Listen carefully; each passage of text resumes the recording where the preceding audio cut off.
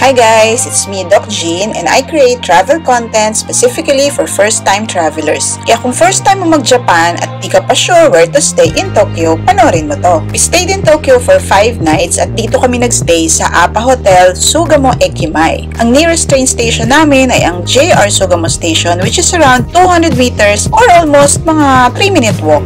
Actually guys, bago ko kayo i-room tour, gusto ko munang ipakita sa inyo how strategic our location is. This is JR Yamanote Line and here is Sugamo Station, almost at the center. If you ride the train counterclockwise, you will reach Shinjuku in around 20 minutes. Pag naman clockwise ang direction mo, you will reach Nippori Station in 10 minutes. Nippori Station nga pala is where you'll get off pag papunta ka ng Narita Airport using the Keisei Skyliner. So whether you'll go to either Shibuya or Tokyo, you'll reach these locations in 20 to 25 minutes. Ganon siya ka-strategic. So enough with the talking, mag-room tour na tayo.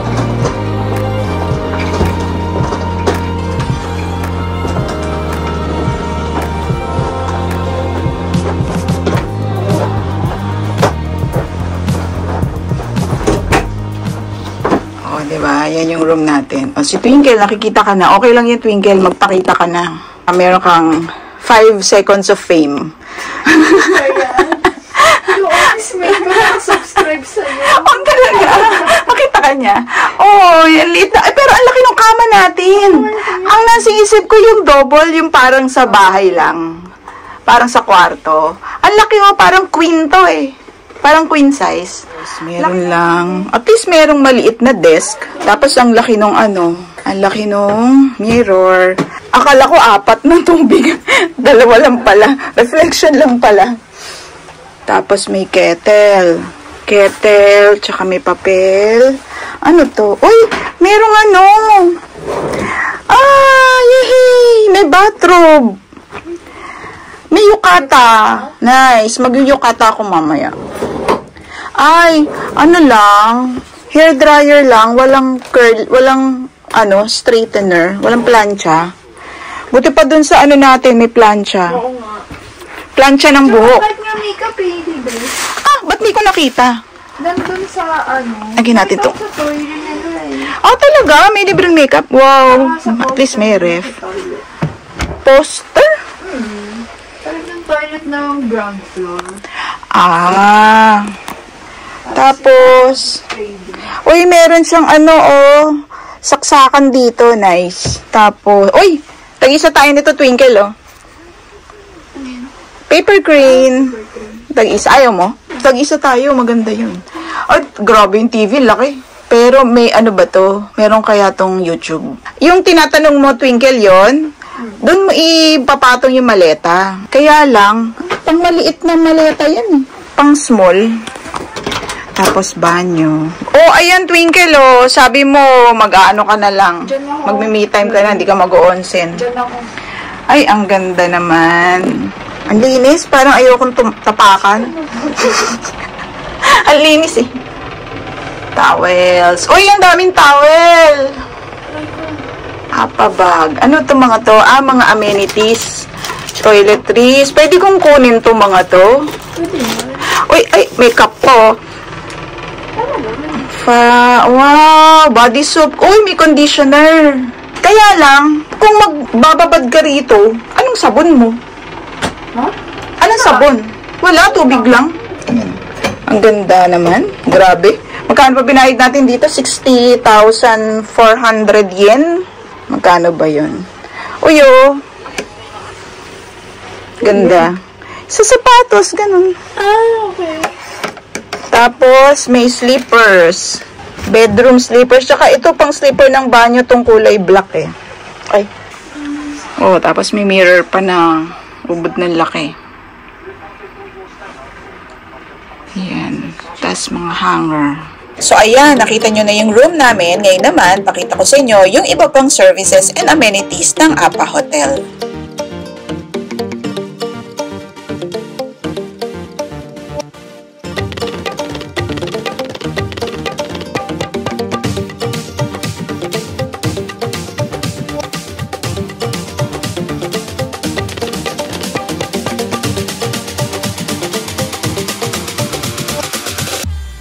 Merong instruction. full automatic from washing through drying. So hindi mo na ililipat. 3 kilos, 2 hours, 500 yen. Tapos iwanan ko na lang dyan. Mamaya maglalaba ako.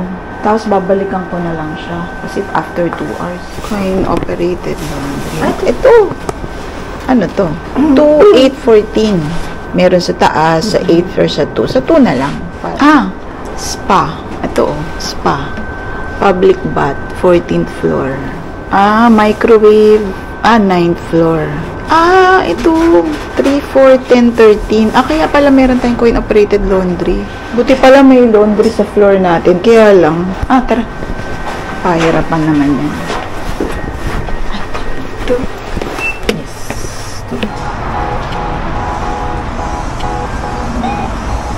Ganda ng Apa Hotel. Social. Magkano nga tayo dito? 61,000 yen. 22,000 pesos. Good for 5 days, 4 nights. Tapos magkano compute mo? 6,000 per night. 6,000 pesos per night. Ayan mo na mag-social tayo ngayon kasi galing tayo sa dorm. At least, di ba? Bigla tayo upgraded. Pero wala naman yung bata ko. Hindi ako guys. Ito yung mga labada ko. Gusto ko kasi maglaba dun sa coin-operated na laundry. Kaya lang, lahat sila puno. Lahat may gumagamit. Kaya ayan, mamaya babalik na lang ako. Good morning guys. Maglalaba tayo for today. Buti na lang walang taong gumagamit ngayon dito sa washing machine at makakapaglaba na tayo.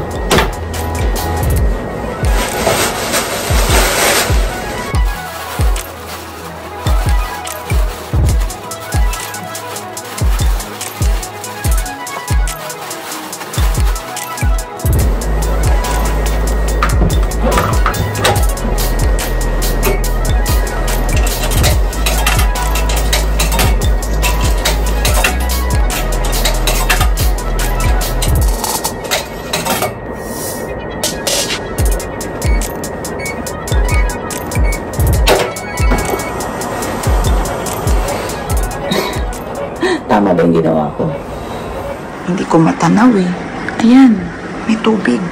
Ayan, naglalagay na siya ng tubig. Okay, sige, iwanan na muna natin siya. Bale, pinrest ko lang muna. Diba dito, nilagay ko yung, nilagay ko yung damit. Tapos pinrest ko to, wash and dry. Tapos, nilagay ko yung coins dito. 500 yen na tagwa 500 yen pero tagwa 100. Tapos, in-enter ko yung pin para daw wala makakapagbukas. Tapos safe yung damit ko. Tapos 2 hours siya. Tapos yun, balikan ko na lang siya after 2 hours. Okay, balikan na lang natin.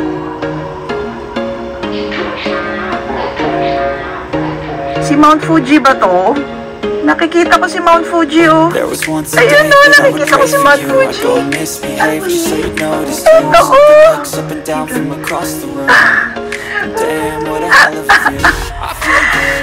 Dito si Mount Fuji dito sa, sa hotel. Totoo. Good morning, guys. It's Monday and it's our 7th day. Pang-7 araw na pala namin ngayon dito sa Japan. And ang bilis ng araw, Parang kung kailan lang kadarating lang namin. Tapos ngayon, pang-7 araw na namin. Bale, ito yung room namin pala. Tapos si Twinkle, nauna na siya sa Disneyland. Ako naman, hindi pa kasi ako nagpupunta ng Shinjuku. Kasi may cherry blossom daw doon. So, pupuntahan ko muna yung mga cherry blossom. Tapos, daan tayo. Kahit doon lang sa 3D wall. Hindi ko naman na kailangan puntahan pa si Godzilla, diba? Kasi, nakita ko na yung dati. Pero, syempre, kung first time kayo, dapat puntahan nyo si Godzilla. And, syempre, kung gusto nyo mag-shopping, kasi hindi ko alam kung nakwento ko na dati, doon ako nakabili ng Louis Vuitton na pre-loved sa Daikokuya, sa Shinjuku. Mag-aayos lang ako, guys.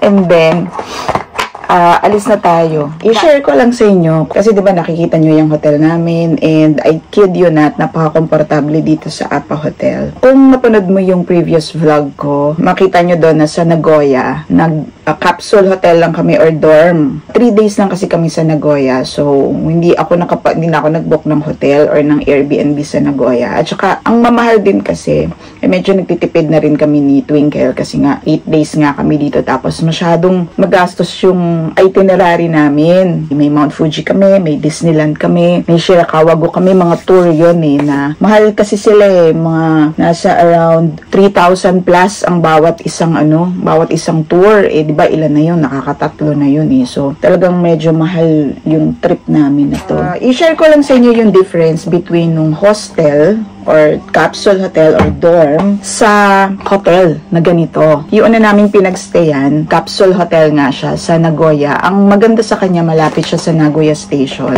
Yung Nagoya Station kasi, yun yung parang major transpo hub sa Nagoya. So, kagaya namin, mag-Shirakawago. So, doon talaga kami pupunta. Doon talaga ang meet up point, ganyan. Tapos, walking distance lang sa lahat. Walking distance sa bus. Okay siya kasi location-wise, napakaganda talaga nung location namin. Kaya lang, dahil dorm siya, syempre pagdating namin sa gabi, tama naman actually yung iba na tutulugan lang naman, ganyan. Totoo naman yon, tutulugan mo lang naman din talaga. And pag tutulugan lang, napaka-komportable din naman. Kumbaga, wala rin naman akong naging problem sa hostel namin. Very comfortable naman. Kaya lang, syempre, guys, nag-aayos na rin ako ng gamit komportable siya kung matutulog ka lang. Kaya lang, kung, syempre, dahil nga dorm siya, may mga kasama ka na ibang tao, ganyan.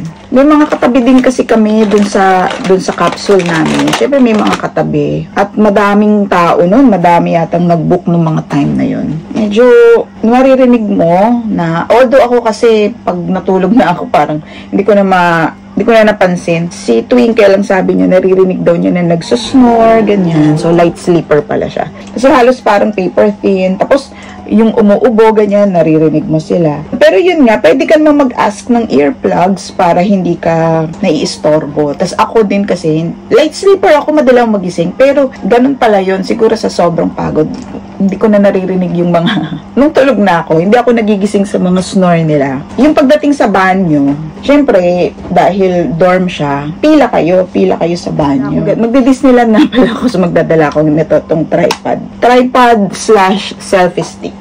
Syempre, meron tayong dalang hat. Minsan kasi, malamig masyado.